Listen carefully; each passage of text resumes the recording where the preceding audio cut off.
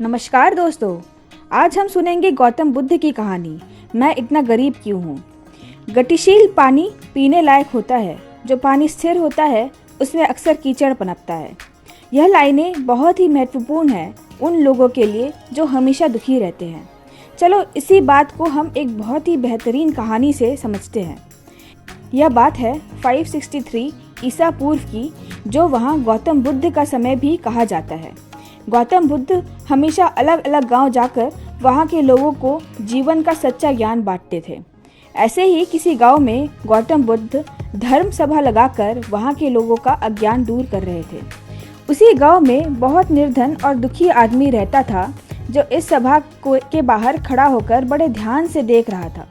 वह देख रहा था कि जब भी कोई अशांत और दुखी आदमी इस सभा के भीतर जाता है, तब ऐसा लगता है जैसे वह दुनिया का सबसे बदनसीब इंसान हो, मगर लौटते समय उसके मुख का तेज और खुशी दुनिया के सबसे खुशनसीब और सुखी इंसानों वाली होती है। यह सब देखकर वह निर्धन और दुखी आदमी बहुत ही आश्चर्यचकित होता था कि उसके मन में यह ख्याल चलता रहता कि एक बार वह खुद भी अंदर जाकर देखेगा। जब कई दिनों तक ऐसा होता रहा तो उससे अब रहा नहीं गया और वह उस सभा के भीतर जा पहुंचा, इस सोच के साथ कि अपने दुख और निर्धनता का निवारण करके सुखी हो पाएगा। सभा में जाकर उसने देखा कि गांव में कई सारे लोग अपनी अपनी समस्याएं लेकर बारी बारी से भगवान बुद्ध के पास जा रहे थे और अपनी समस्याएं उन्हें बता रहे थे। भगवान बुद्ध सबकी समस्याएं बड़े ध्यान से सुनते और हर किसी को उनका कारण और निवारण भी बताते, जिन्हें सुनकर वह लोग खुश हो जाते हैं। जैसे ही उस निर्धन दुखी आदमी की बारी आई तो वह भी भगवान बुद्ध के चरणों में पहुंच गया। उसने अपनी गरीबी और निर्धनता का कारण पूछते हुए भगवान बुद्ध से कहा कि मेरे इस गांव में सभी लोग अमीर हैं, सबके पास बहुत धन है, जिससे वह सुखी है, तो भगवान ने मेरे साथ ही ऐसा क्यों किया? मुझे ही इतना निर्धन और गरीब क्यों बनाया? गौतम बुद्ध ने उस व्यक्ति की तरफ देखा और मुस्कुराते हुए कहा, तुमने अपने जीवन में कभी भी किसी को कुछ नहीं दिया, इसलिए तुम निर्धन और गरीब हो। यह सुनकर उस गरीब को और भी ज़्यादा आश्चर्य हुआ और उन्होंने कहा, गुरुजी, आप ये क्या कह रहे हैं? भला मैं किसी को क्या दे सकता हूँ? मैं खुद का गुजारा मांग मांग कर चलाता हूँ।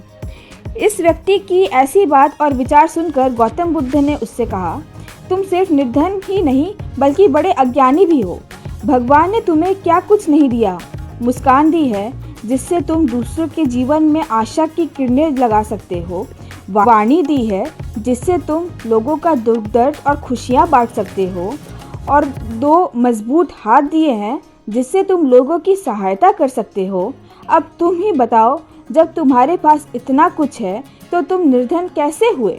गरीबी और निर्धनता यह तुम्हारे मन का सिर्फ एक भ्रम है। इसे तुम जितनी जल्दी दूर करोगे उतनी ही जल्दी तुम सुखी और संतुष्ट हो सकोगे।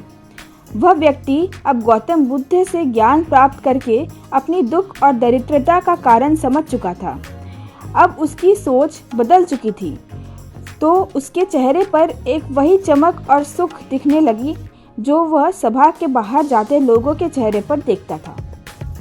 दोस्तों, शुरू के 2 लाइनों का अर्थ शायद आपको समझ में आया होगा। गतिशील पानी यानी वक्त के साथ बदलते हुए सकारात्मक विचार और स्थिर पानी यानी नकारात्मक पुरानी सोच, जो हमेशा आपको दुख और असंतुष्टि का एहसास कराती रहती है। इसीलिए जो विचार हमें दुखी करते हैं, हमें उन्हें बदल देना चाहिए, क्योंकि हो सकता है वह केवल एक भ्रम हो। अगर आपको ऐसी और कहानियाँ सुननी हो तो प्लीज लाइक और सब्सक्राइब करें।